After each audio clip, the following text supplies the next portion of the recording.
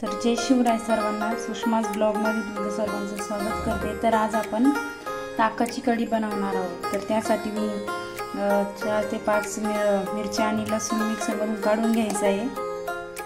तर अर्धा लिटर ताक आहे, तर त्यामध्ये 1 चम्मच बेसन पीठ टाकून मिक्स करून घेऊ।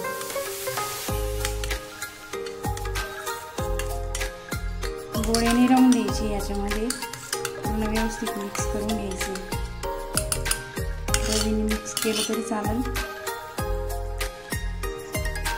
तर आता एक तापत ठेवलंय पातेलं, तर तापलं का त्यामध्ये तेल टाकायचं।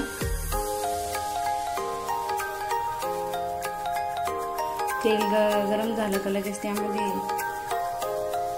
जिरं टाकायचं।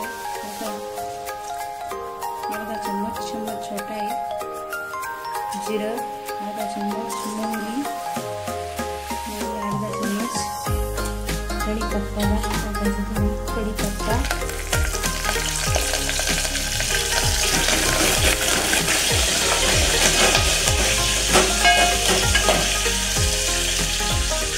त्यामध्ये आपण मिक्सरमध्ये बारीक करून घेतलं लसूण आणि टाकली। थोडासा लालसर होऊन घ्यायचं। हळद 1 टीस्पूनच टाकायची, अर्ध्याला पण कमी, एवढी नाही टाकायची। एवढी हळद टाकली।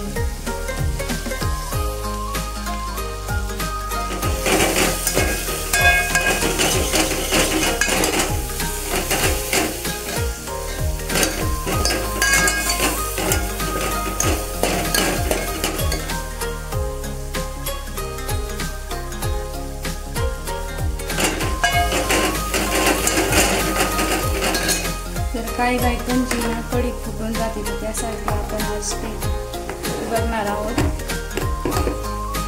अशा पद्धतीने जर कढी केली तर एकदम छान पण लागते आणि कढी पण फुटत नाही।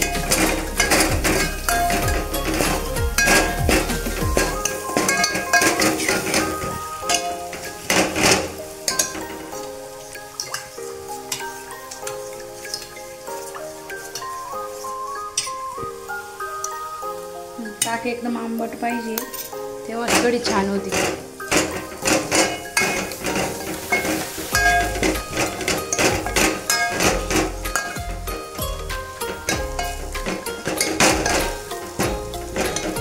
चांगलं फ्राय झालेलं आहे आता। तर आपण आता गॅस बंद करायचा, मग ताक टाकायचं त्यामध्ये, म्हणजे मग कढी फुटत नाही।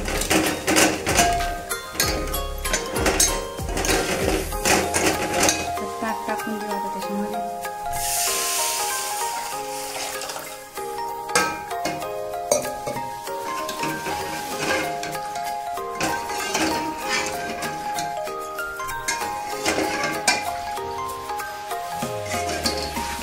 थोडंसं पाणी थोडं ॲड करायचं असलं तर करू शकता, जास्त नाही टाकायचं। ताकाचं आंबटपणा होऊन जातो त्यामुळे।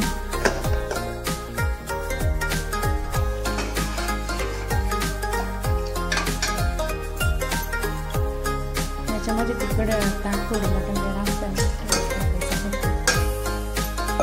त्याच्यावरून थोडं साखर टाकायची। अजून त्यामध्ये चवीनुसार मीठ टाकायचं आणि थोडीशी साखर टाकायची।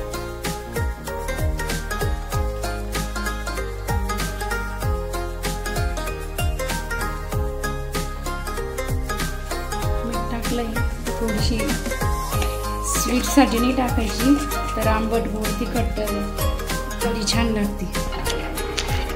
आणि कढी आपल्याला उकळू नाही द्यायची, कढी ना 5 मिनिटं अशीच हलवत राहायची, त्यामुळे मग कढी फुटत नाही आणि छान पण द्यायची। उकळू नाही द्यायची, फक्त अशीच हलवत राहायची। थोडीशी साखर टाकू त्यामध्ये।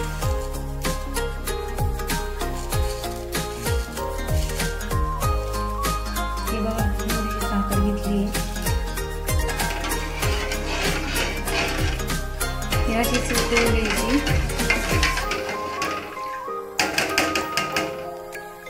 तर अशी छान कढी तुम्ही बनवून बघा आणि कशी झाली ती कमेंटमध्ये मला नक्की सांगा। आवडला असेल व्हिडिओ तर चॅनलला लाईक, शेअर आणि सबस्क्राईब जरूर करा। थँक्यू।